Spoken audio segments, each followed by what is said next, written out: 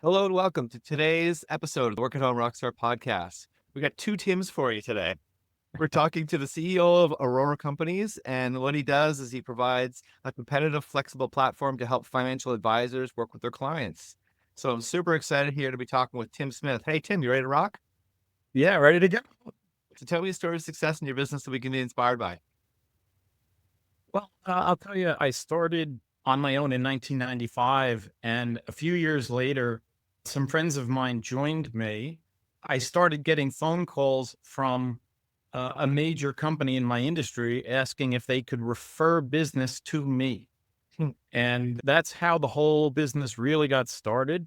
So the biggest success story for me is figuring out that the best way to market myself is looking for free referrals from large institutional companies in my industry. And that built our growth basically over time. That's the biggest success story of the whole thing. Yeah, that's awesome. I'd say the majority of the people that have been on the podcast, they always say that the best way or the most successful that they've been has been through referrals. And so how do you go about doing that, getting those referrals? Well, in my industry, so I market to financial advisors. And in our industry, those financial advisors periodically, they either change companies or they are looking for a product or some sort of help with something out in the marketplace. So by making friends and connections with other people that are in that position, the people that those people go to when they need help, and letting them know who I am, what I do, what's different about us, et cetera, they're in a position to refer people to me when the opportunity presents itself. So it's all just been a networking and connecting thing for 25 years, honestly. That's what I've done.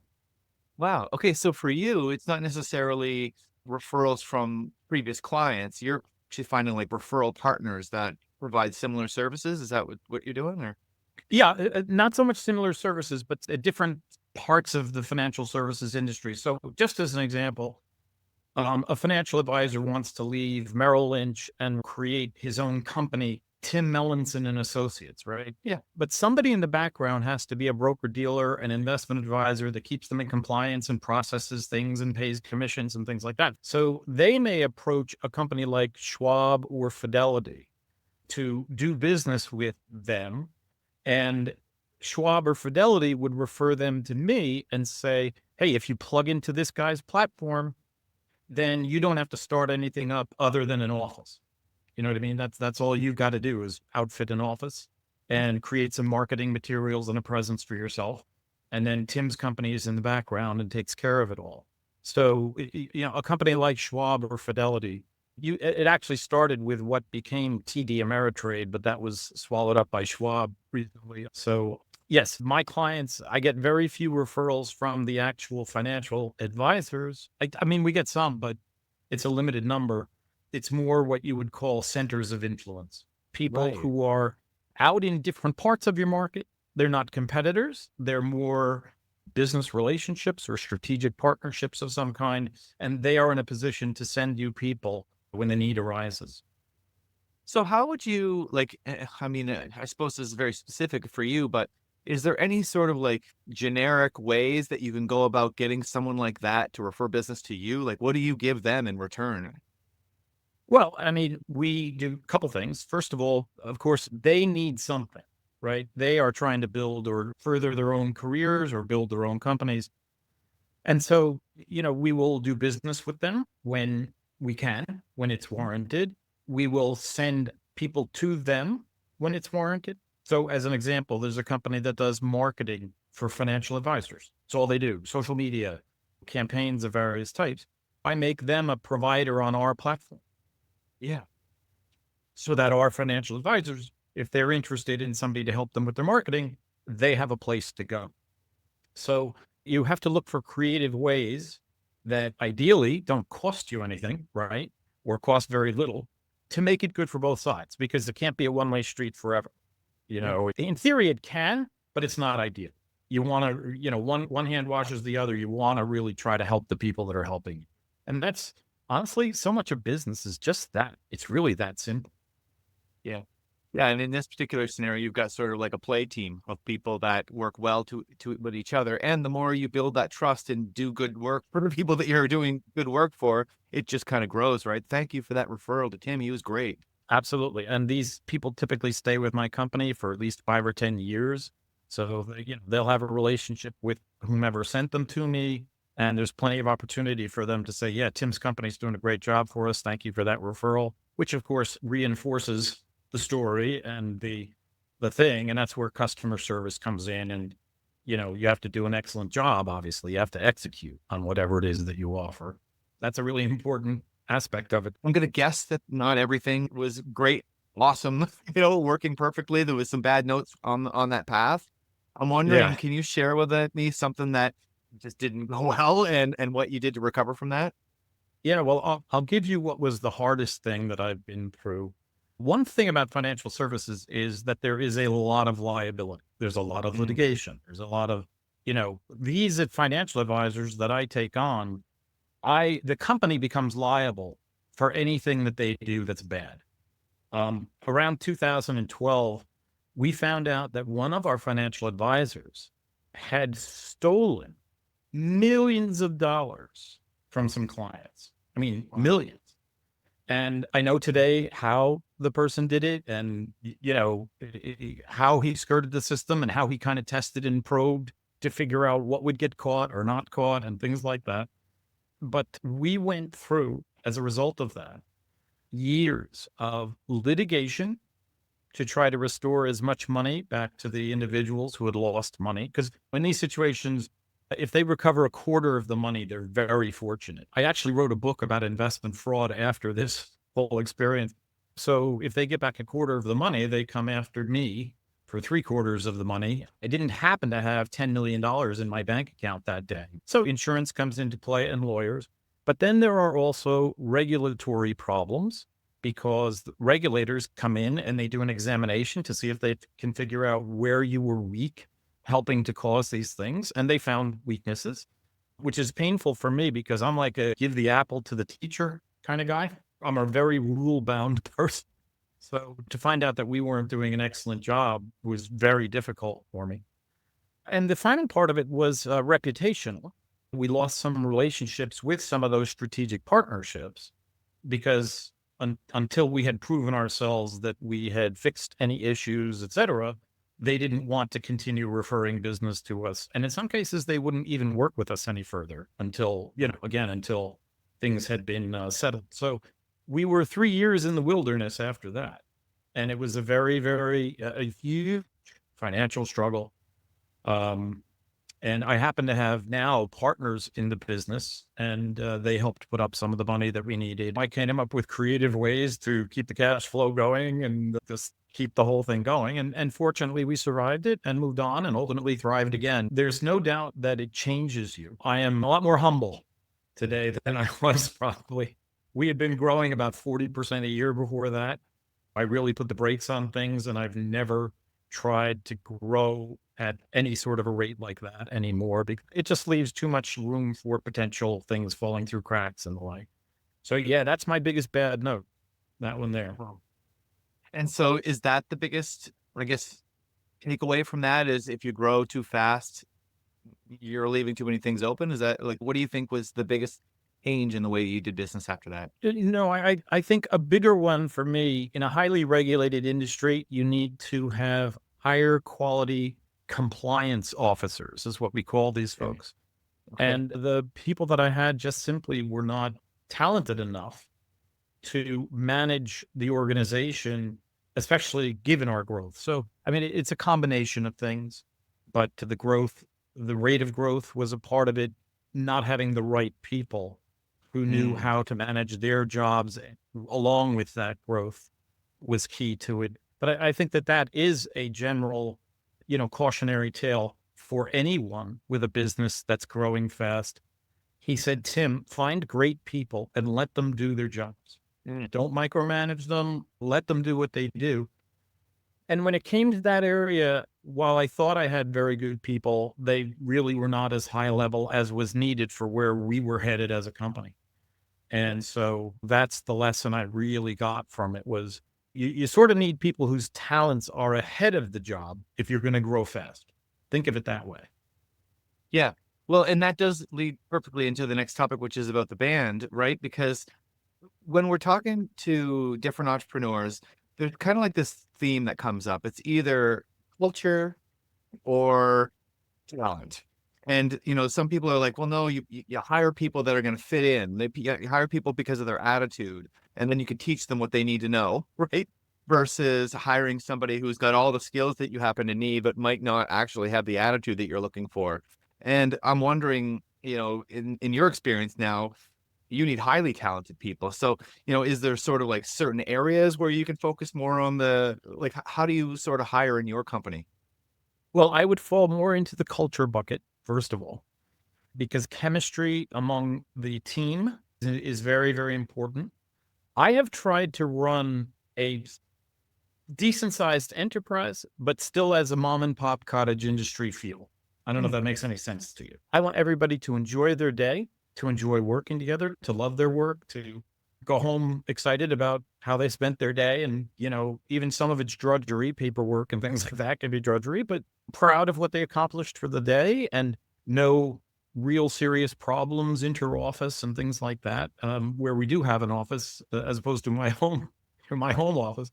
I have no trouble with my home office. That's where, when you're looking for highly talented and experienced people, that does become a challenge, because you're not only looking for that talent and experience, you're looking for attitude, culture.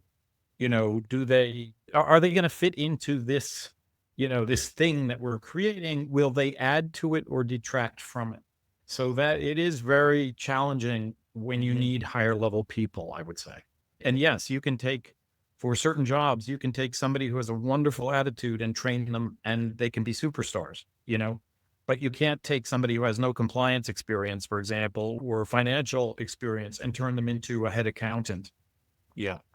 Well, Or I imagine compliance.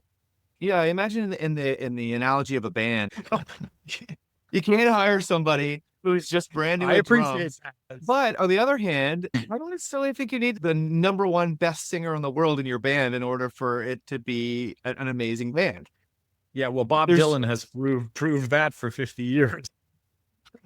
Come on. Depending on the role in the band or in the team, some roles require a very, very high level of skill in order for this to be successful. And then some roles, you have to have a really good, charismatic, fun or whatever good cultured person, right? In Yeah. order for those, and then you can teach them, of course, right? I mean, I can always improve as a singer, and as we go, right? Which I have. Yeah. Yeah. However, the drummer, if you're hiring somebody who's just getting better as you go, I suppose it depends on where your band starts. But if you're already No, but getting on stages, right? yeah, your point. I mean, the drummer sets the rhythm, right? And Mhm. keeps the rhythm. So a drummer's closer to a CEO in some respects, right? That's the driving force Mhm. of the whole thing. So yeah, if the drummer doesn't have that level of skill, I love the drums, but I'd be a lousy drummer because I just wouldn't be able to keep the rhythm perfectly. Yep. That metered. I don't know. I'm a little too ADHD, I think. There's just do that exact same way for 4 minutes. So yeah. I mean, I think it really, part of management is knowing what you need in a given position. Mhm. And knowing what you need comes largely by experience, So when you're very young, it's hard to even understand what culture you're developing. You Mhm. don't know yourself well enough, right? Like when you were 20 and in a band, if you look back at yourself now and go, holy, I had no idea what the hell I was doing back when I was 20. We put 4 guys together on 4 different instruments and we thought we had a band, right? And that's one of the benefits of wisdom and experience and time, is learning about yourself and learning about your organization and learning about what you think you need, so that it's not only competency, but chemistry. Yeah. Right. The pieces fit together in terms of function, but also in terms of personality. And, are we going to enjoy working together? No. Yeah. Well, that's one thing that I think from the very beginning, I always, when I was putting together bands, always focused on the attitude of the people more than anything else. They all had to be cool, right? And like Yeah. easy to get along with. And then the other part of it though, is that as the band leader, I guess, I always sort of try to figure out how to get people that were better than me. I always wanted to be the weak link of the band. I figure if everybody else is better than me, we're good, right? That is a really, really important point. I mean, some people's egos won't allow them to bring on people who are better than them or more experienced or whatever. And ego is a terrible thing in business. It can really ruin opportunity and growth and everything else by letting down your ego and saying, damn, this guy's really talented. What a valuable addition to the team that would be, even if I feel threatened by that person. It depends too on how domineering the person is, whether the person seems power hungry or likes to take over things. You could also be a phenomenal musician, a better musician than 99.9% of people, but with no interest in being the director of a band. Someone who plays well with others, right? Yep. It's a and sandbox. yeah. And I think that that's kind of a similar thing in business when you're looking for people too. It's possible that someone in your team could end up breaking off and starting their own company and all that stuff. And actually, maybe I'll ask you that question. Are you ever worried about that kind of thing? Rarely in my situation, I worry less about them starting a competing thing, more about them joining a competitor. Starting up in financial services, there are enormous barriers to it. It's very difficult, but there is a lack of solid management people in my industry. The industry has shrunk somewhat as it has aged. This industry has been around since the early 1900s in America. Yeah. And it was much bigger if you remember or reading about at least, the 1980s and the Wall Street craziness of Gordon Gekko kind of stuff, right? So that was a heyday of sorts. And the industry has changed. It has evolved. It has shrunk in terms of the number of financial advisors and people working in companies like mine. So the demand is greater than the supply. So I worry more about that. And that's where, again, the enjoyment of your job every day, liking the people you work with, not working for a tyrant, right? So I'm not a tyrant with people. I probably was when I was in my 30s because I was much more hard driving than I am today. I've mellowed an awful lot. Like I said, I've been humbled, right? I've been chastened, but I also have learned that people want to enjoy their day. So give them a job where they can enjoy the job, be fairly paid. You don't always have to be at the top of the pay scale, but you do have to be fair and competitive with it. I don't micromanage time with people. If somebody shows up at 9:18 for a 9 o'clock thing, I don't get, in a snit about that. If they come in every day at 9:18 and leave on the dot of 4:59, eventually, yes, we're going to have a conversation. But if it's occasional and, we all have lives to lead, we have doctor appointments, people have children, life gets in the way. So by being a forgiving boss or a boss who works with people and understands that we all have lives, I think you can have qualitative aspects to your management, to the way that you run your company that help you compete and help you hold on to people. Because what you want them to do is look at, I'm thinking about going to XYZ and they're going to pay me 5% more if I go over there. But you know what? They're a bunch of jerks and nobody speaks highly of that company. And, I'm so happy here and it's such an easier place to work and, great people, etc. That's what you want them to say. I am often at the higher end of pay scale, but I try never to be the highest paying for a particular position or role in the company. So tell me a little bit more about mentorship. Like, do you go out and find mentors and coaches? What's your thoughts on that? Well, first of all, we are multidimensional people. And so it's hard to find what I'll call mentor, a coach who can be perfect to deal with all of the parts of the person. Yep. So, we are business people. We are romantic and loving people. We are spiritual people. We're physical people. We have health and, family. And so we have all of these aspects of our lives. And I find it rare to sit with one person who can really give strong advice in all of those areas. So I've sought out people based upon where I feel the need, of course, but people who can help me with a particular area rather than a quote unquote life coach who in theory would be the guru, right? The one person. So I have a business partner who is 20 years older than I am, 15 years, and is far more successful than I am. So that person is my business mentor. When it comes to things in business, I go to that person. I don't discuss my family with that person.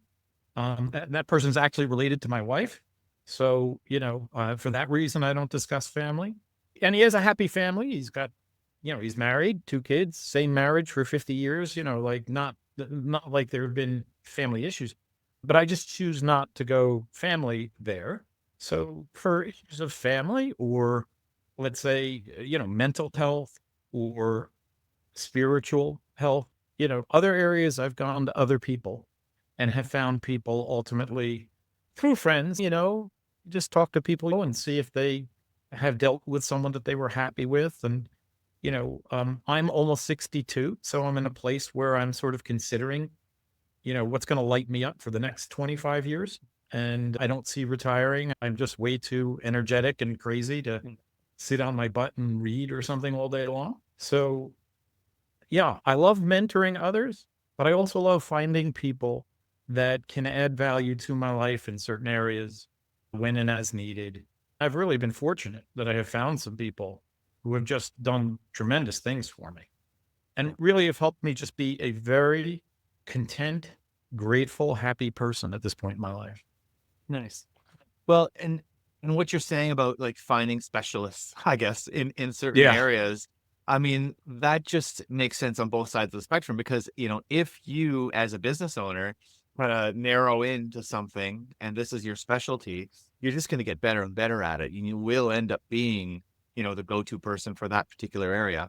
And if you're trying to kind of do all these different things all at once, I mean, like you say, what are the chances you're going to be amazing at every single thing? And you've got all these plates spinning, right?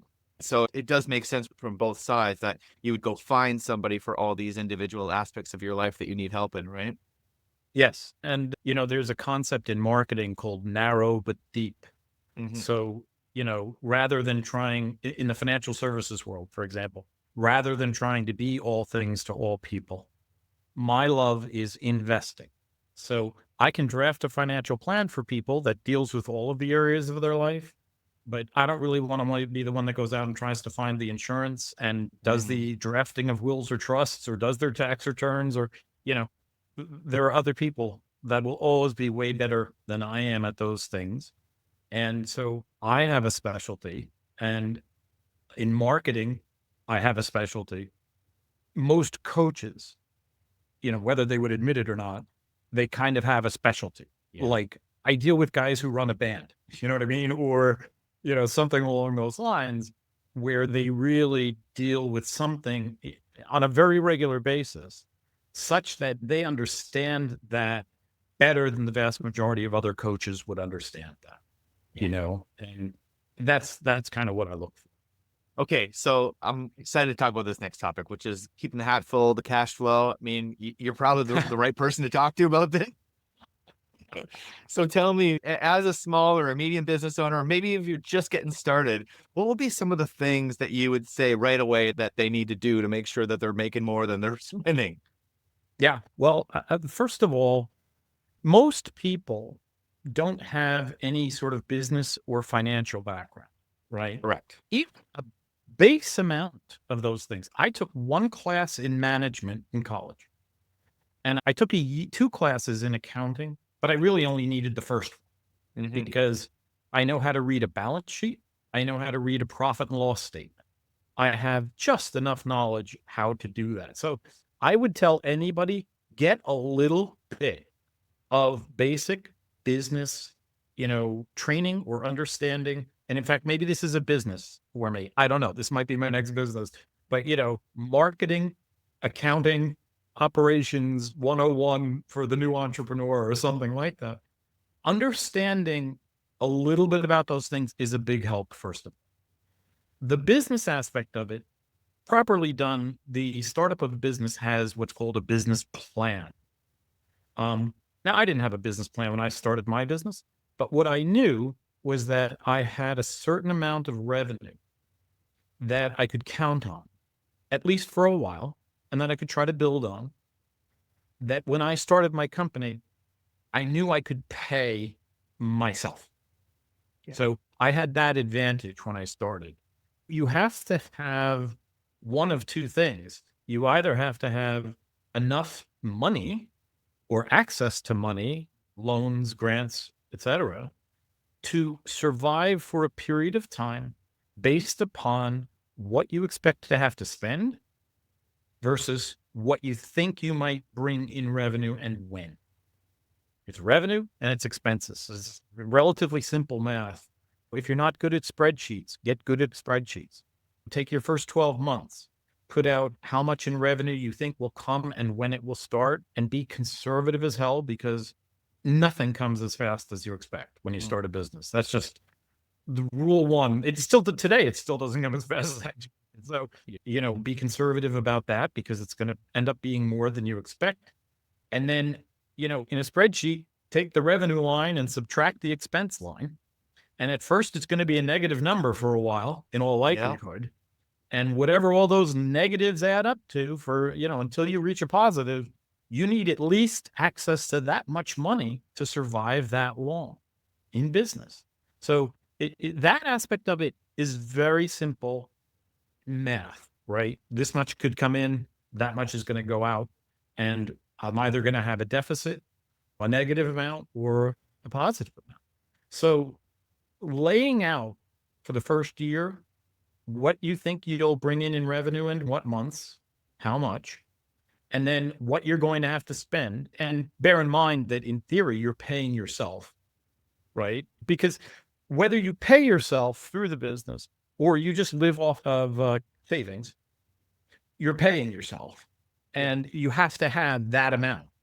So, it is easier when you start a business not to pay yourself a salary, because then you don't have to pay all of the FICA taxes and, that you save on all of that. So if you just use savings and don't pay yourself an actual salary, a W-2 salary, you can hold on to cash longer. But ultimately, to manage cash flow, especially in the startup, you have to have an idea of what you think you're going to bring in, what you think you're going to spend, what the gap is going to be, and how you're going to make up for that gap to survive, and eventually, hopefully, you're on a steadier course. Now, it's harder if the nature of your business is irregular revenue, right? So, maybe you get a sale, maybe you don't get a sale. If you get a sale, it might be 3 months worth of revenue. If you don't get a sale, you still have to spend the expenses. If you don't make the sale, you still have the expenses. So that typically requires even more cash or access to cash somehow, because you have to survive in between sales, not knowing when exactly they'll come in and everything else. So cash flow management is one of the hardest things to do. And if you don't have your handle on expenses, how much am I spending and on what? And by the way, keep it low, right? You're not supposed to have a BMW when you start up a business.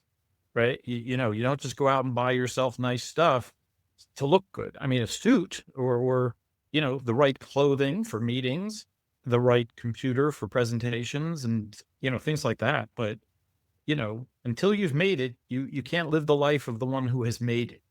And when you start a business, when you're early in business and you're on your own in business, it is really hard to even know when it's okay to start spending more money on yourself, or, to upgrade things in the company.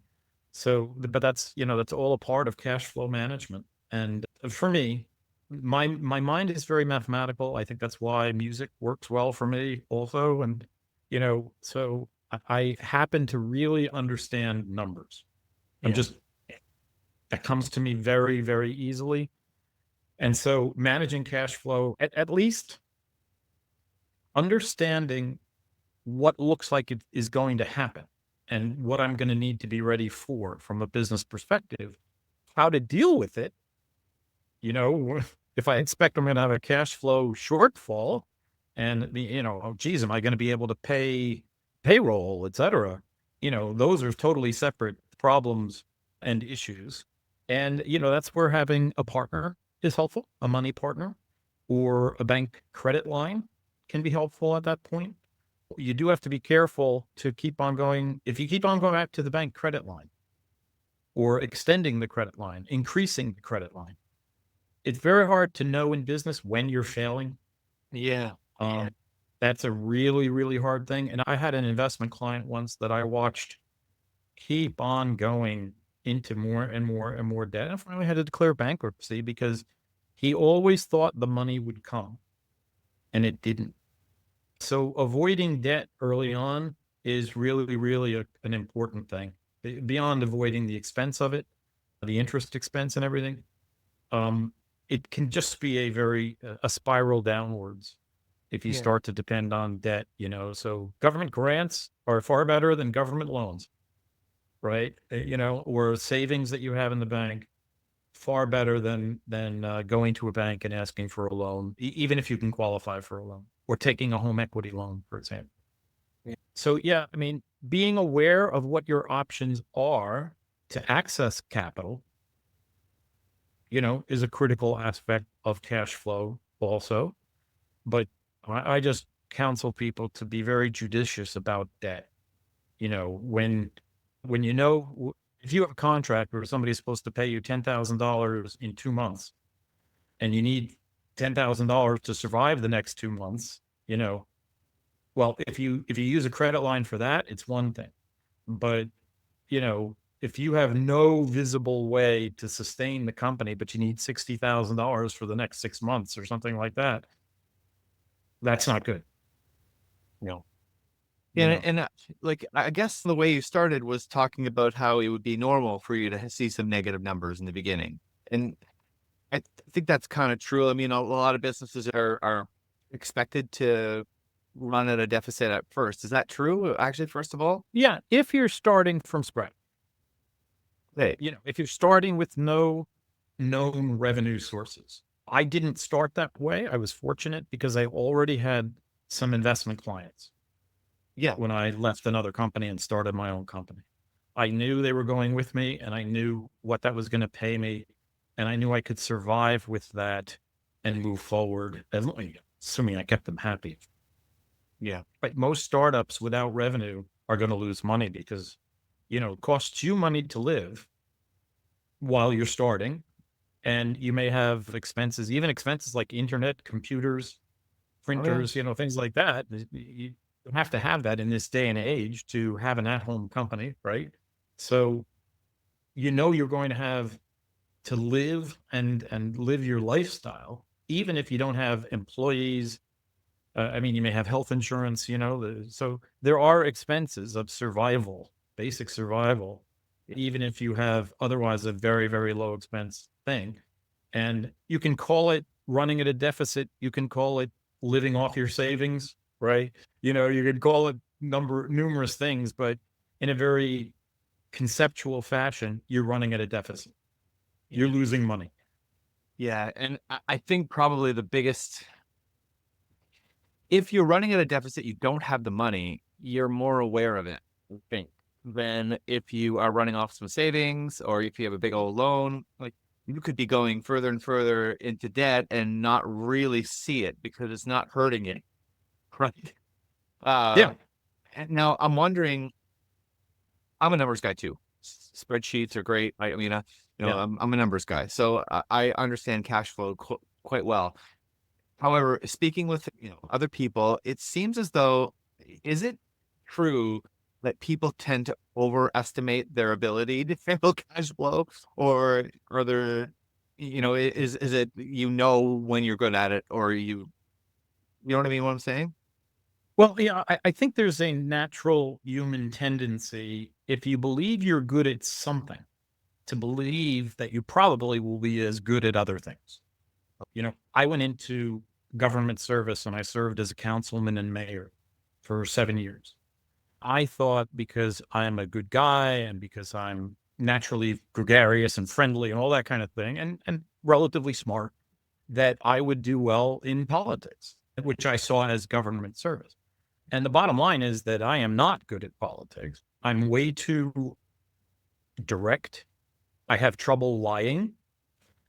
All these things that we pillory politicians for were not in my skill set. Just the general ability that lawyers have or politicians have to give you an answer to a question that is a non-answer.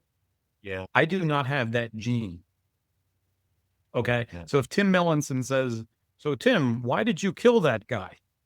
My answer is not going to be, well, in 1861, there was a law about this, and 5 minutes later, I have not answered your question. My answer would probably be, well, he was being a jerk and I didn't like him. Yeah. That's my genetic makeup. So you learn that you're not gifted at certain things. Yeah.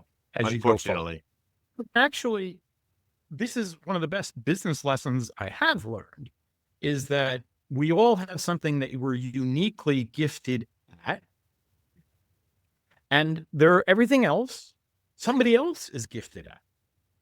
And this is where delegation comes in, and having good people around you or hiring third-party services comes in. If you're not good at math, get a bookkeeper.